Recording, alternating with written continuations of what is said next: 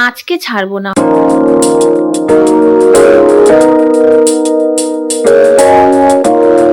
অতদিন থেকে ফুল গাছগুলোর বেশি ভালো করে যত্ন নেওয়া হয় না। আসলে কি বলতো, কিছুদিন আগে আমাদের দুর্গাপূজা ছিল, তারপরে লক্ষ্মী পূজা ছিল।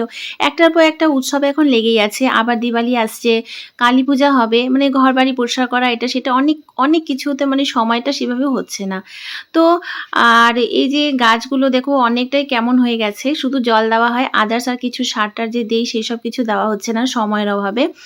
আজকে চলে এলাম উপরে, একটু যে হেলে, হেলে গেছে গাছগুলো সেগুলোকে একটু বেঁধে-টেঁধে দিব, ভালো করব। তো আসার পরে দেখছি আমার ফুলের গাছগুলোর এমন অবস্থা হয়েছে, মানে এমনভাবে ফুলগুলোকে নষ্ট করে দিয়েছে, মানে কি বলবো। আর কে নষ্ট করেছে আর কে কিভাবে কি করছে সেগুলো সব তোমাদেরকে দেখাবো। তো দেখো, আর এই দেখো ফুলের গাছটাতে অনেকদিন পরে আজকে এই দুটো ফুল ফুটেছে। আর এটা হচ্ছে হলুদ জবা ফুলের গাছটা, আর যেটাতে হলুদ জবা তোমরা দেখেছো আগে হতো আর এখনো হয়। তো ডেইলি তো ভিডিও করা হয় না, আজকে অনেকদিন পরে আমি ভিডিও করা।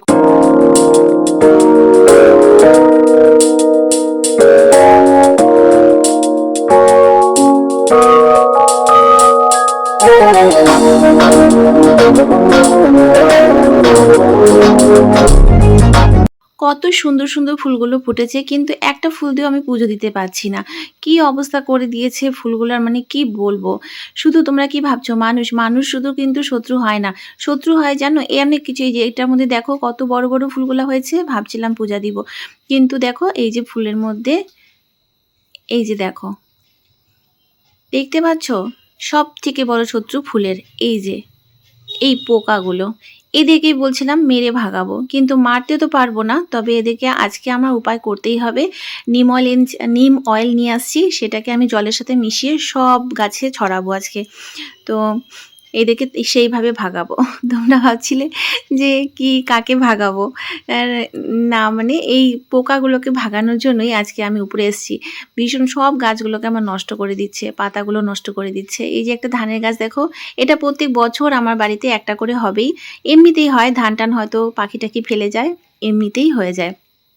তো এবছরও হয়েছে। আগের বছর খুব সুন্দর টাইমে হয়েছিল। আমি লক্ষ্মী পূজার দিনকা মানে মায়ের কাছে ধানের শীষ লাগে চড়িয়েছিলাম। কিন্তু এবছর আর চড়াতে পারলাম না, কারণ এবছর ধানের শীষে এখনো ধানটা পাকেনি।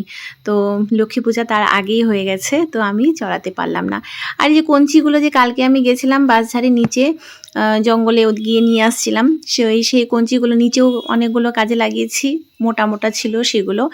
আর কতগুলো নিয়ে এসেছিলাম এই গাছের সাথে লাগিয়ে আর কি বেঁধে দেওয়ার জন্য। তো ওগুলোও নিয়ে আসা হয়েছে। যেগুলো গাছ সব হেলে গেছে সেগুলোর মধ্যে দিয়ে ভালো করে বেঁধে দেবো। সেরকমভাবে কিছুদিন থেকে আমি একদম যত্ন নিতে পারছিলাম না। তো এবার আমি মানে আজকে একটু চলে এসেছি। দেখো পিঁপড়াগুলো, এই যে দেখতে পাচ্ছ, এই দেখো কালো কালো পিঁপড়েগুলো পুরা গাছে একদম ভরে গেছে।